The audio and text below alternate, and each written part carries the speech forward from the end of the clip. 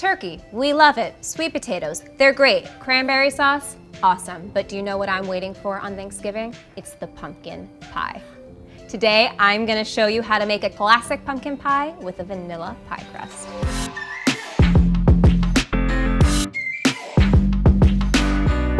We're gonna start by making our pie crust.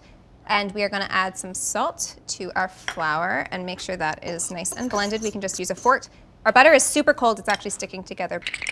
So now we're gonna take our pastry cutter and rock it to break up the butter into the flour. This is something that you can find at any kitchen store, but if you don't have one of these, don't worry about it. We can take 2 knives and do the same sort of action, and we're making little tiny pea-sized portions.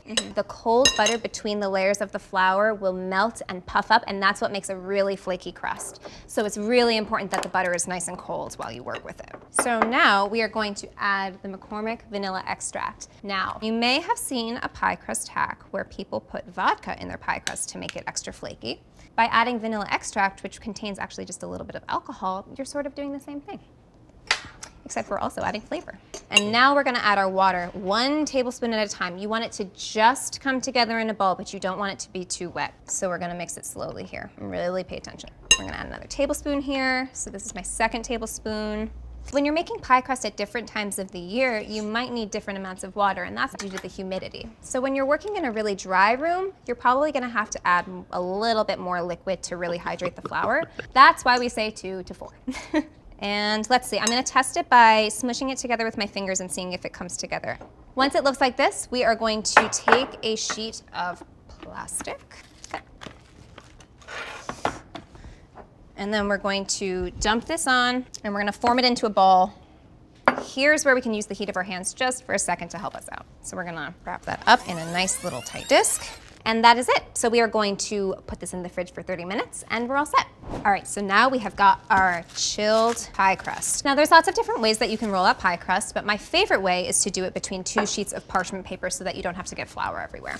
So I have a sheet of parchment paper down, and then I'm gonna put my crust on top, and then we're gonna stick another sheet of parchment right on top.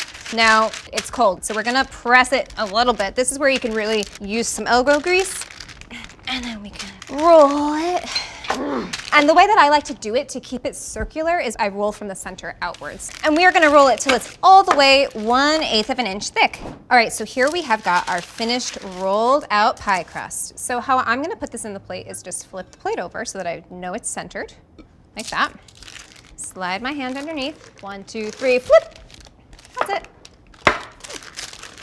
And then we're going to just gently press that down into our pie plate. So now that our crust is in here, we are just going to trim it slightly. This is a little bit long here, so we're gonna just snip it.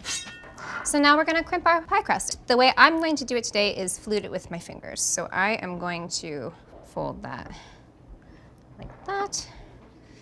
And then you're gonna come to the edge that you started with. How pretty is that? It looks just like Instagram. Am I allowed to say that? It is totally photo worthy. So we're gonna set this in the fridge so that it stays nice and cold while we put together our filling. All right, now it's time to make our pie filling. This could not come together any easier. So we're just gonna put a can of pumpkin, and then we've got our sweetened condensed milk, and we don't have to add any sugar because this is already sweet. We're gonna add that. We are adding some eggs. Now we're gonna add our McCormick vanilla extract. We're gonna add a teaspoon of vanilla.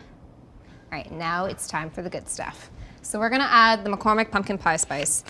Now they have been blending since the 1930s. They were making this pumpkin pie spice in Baltimore, and when they were blending the spice, the whole city would smell like these familiar flavors of cinnamon, ginger, nutmeg, allspice. Absolutely incredible. And we're gonna blend this up. Just has to be well incorporated, that's all. And now this is ready to be poured into our pie crust. All right, so here we have got our perfect pie crust, and we're going to pour in. Whoa, so good. This really is one of my favorite desserts. I always save room at Thanksgiving dinner for a big slice of pumpkin pie. So we're gonna put this in the oven, and it's at 425 right now. We're gonna put it in for 15 minutes. Then after those 15 minutes, we're gonna reduce the heat and bake it for another 40 minutes until the filling is completely set. So our pie is ready to come out of the oven now.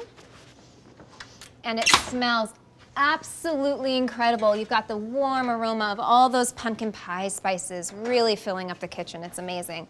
So we have to let this cool, otherwise the filling is gonna be running. So we're gonna have to be patient, eat our turkey dinner, and then we're gonna have dessert. Our pumpkin pie has cooled and we're ready to cut into it. Slice, slice, slice. So now we have got our beautiful finished slice of pumpkin pie. And I'm gonna top it off with fresh whipped cream and dig in. I hope you saved room for dessert. Yeah, it's so good. This pie crust is super flaky. That vanilla really comes through. And now we have got our amazing McCormick pumpkin pie spice filling. It's smooth, it's creamy. It's my favorite Thanksgiving dessert.